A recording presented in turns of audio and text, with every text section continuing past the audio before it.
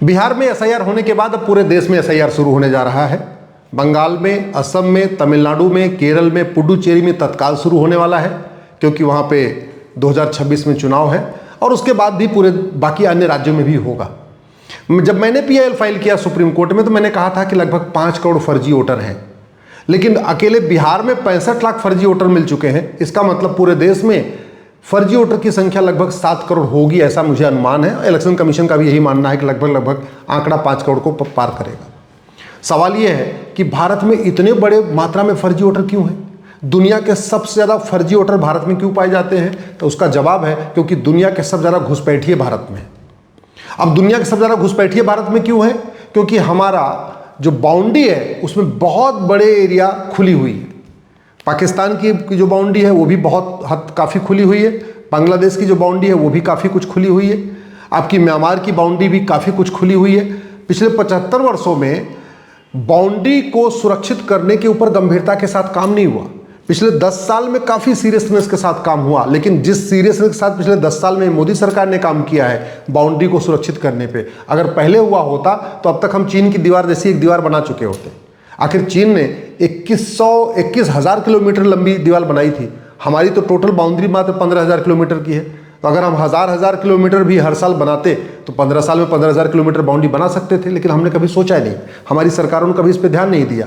मतलब वोट के चक्कर में लगे रहे, नोट के चक्कर में रहे, 2G घोटाला करते रहे, कोयला घोटाला करते रहे, कॉमनवेल्थ घोटाला करते रहे, अगस्ता घोटाला, तेल घोटाला, खाद घोटाला, पानी घोटाला, चावल घोटाला, दाल घोटाला, सारे घोटाले करते रहे, लेकिन कभी इस पर सोचा ही नहीं कि हम भारत के किनारे किनारे हम भी चीन जैसी दीवार बनाएं। आते हैं विषय आधार पे। आधार जो यहाँ पे है वो सबसे मूल कारण है फर्जी वोट का। क्यों? क्योंकि आधार एक्ट ये खुद ही कहता है कि कोई भी व्यक्ति जो 6 महीने भारत में रह जाए उसका आधार बन जाएगा। ये कानून खुद ही कह रहा है। इनफैक्ट इतने ज़्यादा फर्जी वोट भारत में मिलने का जो मूल कारण है उसका वो पहला कारण है ये आधार एक्ट।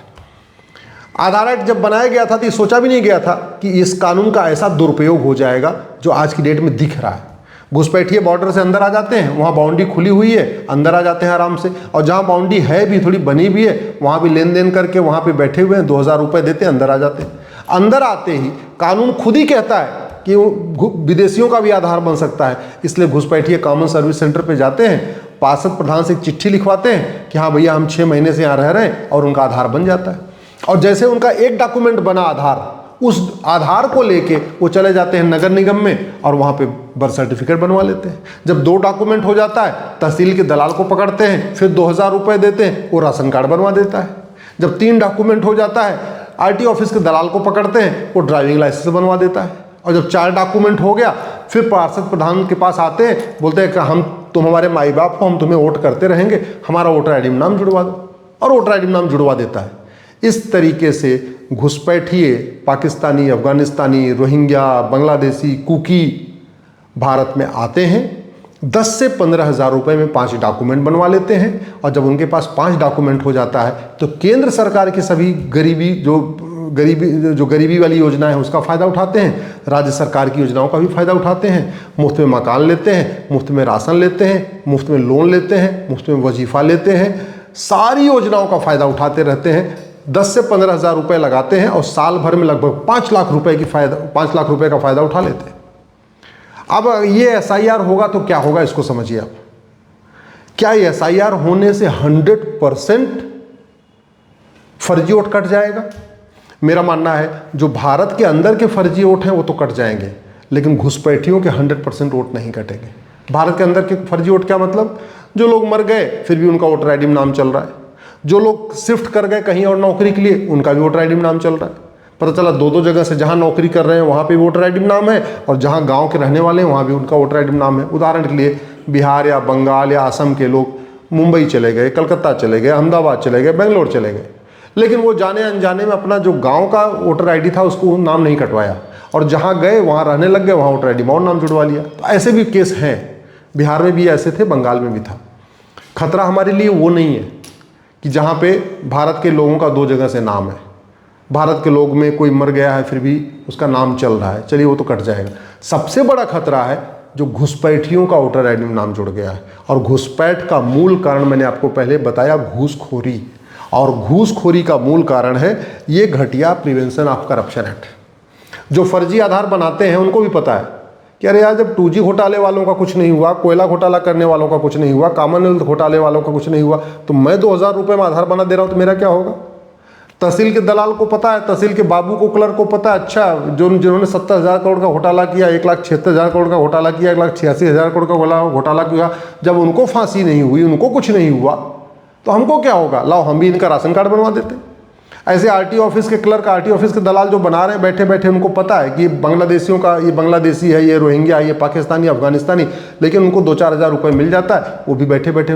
तो ये पैसे के लालच में, भ्रष्टाचार के कारण जो डॉक्यूमेंट बन रहा है, सबसे बड़ा खतरा यही है।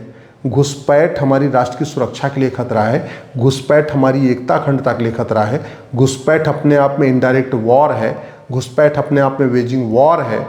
लेकिन घुसपैठिए यहाँ आ रहे हैं, अभी भी आ रहे हैं, जा नहीं रहे हैं। और न जाने का मूल कारण यह है कि उनको पता है ऐसा यहाँ कोई कानूनी नहीं है जो घुसपैठियों को उठा के 10-20 साल के लिए जेल में डाल दे या घुसपैठियों के मददगारों को जेल में डाल दे। पार्षद प्रधान घुसपैठियों की वोट लेने के लिए इसलिए अपने उस पर लेटर हेड पे लिख देते हैं कि 6 महीने से रह रहा है, क्योंकि उनको पता है कि फर्जी डॉक्यूमेंट बनाना कोई जघन्य अपराध है नहीं। आधार बनाने वाला इसलिए आधार बना देता है कि उसको भी पता है कि फर्जी आधार बनाना कोई जघन्य अपराध नहीं।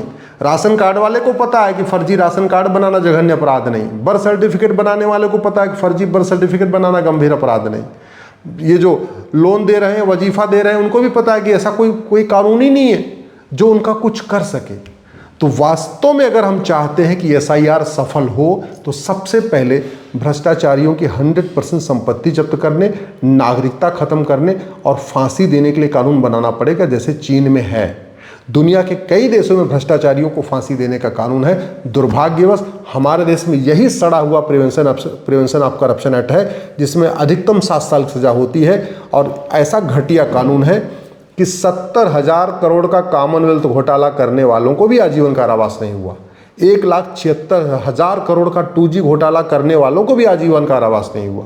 1,86,000 करोड़ का कोयला घोटाला करने वालों में भी जो उसमें शामिल थे अधिकारी, किसी को 3 साल की सजा हुई है, किसी को 2 साल की सजा हुई है, किसी को 4 साल की सजा हुई है। ऐसा सड़ा हुआ कानून। तो इस सड़े हुए कानून के रहते रहते SIR 100% सफल नहीं हो सकता। इलेक्शन कमीशन पूरी कोशिश कर रहा है, बाबू पूरी कोशिश करेंगे, कलेक्टर DM पूरी कोशिश करेंगे, लेकिन अल्टीमेटली SIR कौन करेगा? अल्टीमेटली SIR करेगा लेखपाल, पटवारी, चपरासी, जो C ग्रेड के एम्प्लाई होते हैं, ग्राम पंचायत के सदस्य, ग्राम पंचायत के जो पदाधिकारी, वही तो जाएंगे। और जब उन्होंने ही डॉक्यूमेंट बनवाया है तो वही डॉक्यूमेंट से कैसे नाम निकाल देंगे? अल्टीमेटली किसी, मान लीजिए खाली स्थान पे घुसपैठिए रह रहे हैं, बांग्लादेशी रह रहे हैं, रोहिंग्या रह रहे हैं, उनका नाम जुड़वाया किसने? प्रधान ने। वो प्रधान उनका नाम क्यों कटवाएगा? उनका डॉक्यूमेंट किसने बनाया? वहीं के लोकल ग्राम पंचायत सदस्य ने। वो उनका नाम क्यों कटवाएगा? तो ये बहुत बड़ा चैलेंज हमारे सामने आ चुका है। और वो चैलेंज इसलिए है क्योंकि कानून सपोर्ट नहीं कर रहे। आधार एक्ट खुद ही कहता है कि विदेशियों का, घुसपैठियों का आधार बन सकता है। प्रिवेंशन ऑफ करप्शन कहता है कि किसी को आजीवन कारावास, फांसी होगी नहीं, चाहे जितना भी कर लो। BNS में चीटिंग, फ्रॉड, फोर्जरी और परजरी अपराध है, लेकिन ये भी कोई जघन्य अपराध नहीं। तो चीटिंग, फ्रॉड, फोर्जरी, परजरी करने वालों को भी कुछ नहीं होगा। फर्जी एफिडेविट फाइल करने वालों को भी कुछ नहीं होगा। SIR के मामले में सुप्रीम कोर्ट में फर्जी एफिडेविट पकड़ा गया। जो लोग SIR का विरोध कर रहे हैं, उन्होंने अपने समर्थन में बिहार से डॉक्यूमेंट दिखाया, वो डॉक्यूमेंट ही फर्जी था, वो एफिडेविट फर्जी था। सुप्रीम कोर्ट ने भी माफ़ कर दिया, उनके खिलाफ FIR नहीं हुआ, कुछ हुआ नहीं। क्यों?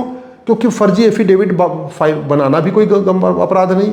जो नोटरी है तहसील में, आप जाइए, वो ना आपको जानता है ना कुछ करता है। जो मन चाहिए आप 100-200 रुपये दे दो, जो मन कर, जो आपको चाहिए वो लिख के दे देगा, नोटराइज कर देगा, आपकी मुहर लगा देगा। और जब आपका नोटरी बन गया, एफिडेविट बन गया, उसको आप जैसे यूज़ करते रहो। इसलिए कहता हूँ, इस देश को अगर बचाना है, भारत को सुरक्षित करना है, हमें आने वाली पीढ़ियों को बचाना है, तो फर्जी डॉक्यूमेंट बनाने और बनवाने को जघन्य अपराध घोषित करना पड़ेगा।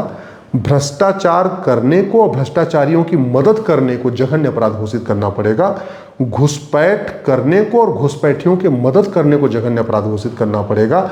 और ऐसे लोगों को साल भर के अंदर सजा देना पड़ेगा, साल भर के अंदर उठा के इनकी 100% प्रॉपर्टी जब्त करना पड़ेगा, साल भर के अंदर इनकी सिटीजनशिप खत्म करना पड़ेगा, तब कानून का खौफ पैदा होगा। नहीं तो जैसे असम में एनआरसी फेल हो गई, ऐसे बाकी स्थानों पे एनआरसी फेल होना शुरू हो जाएगी। पता चला बंगाल में एसआईआर फेल हो गया, पता चला तमिलनाडु में एसआईआर फेल होगा। अगर हमने भ्रष्टाचार को नहीं रोका और घुसपैठ के खिलाफ कठोर कानून नहीं बनाया तो ये एसआईआर 100% सफल होगा, इस पे हमें संदेह है।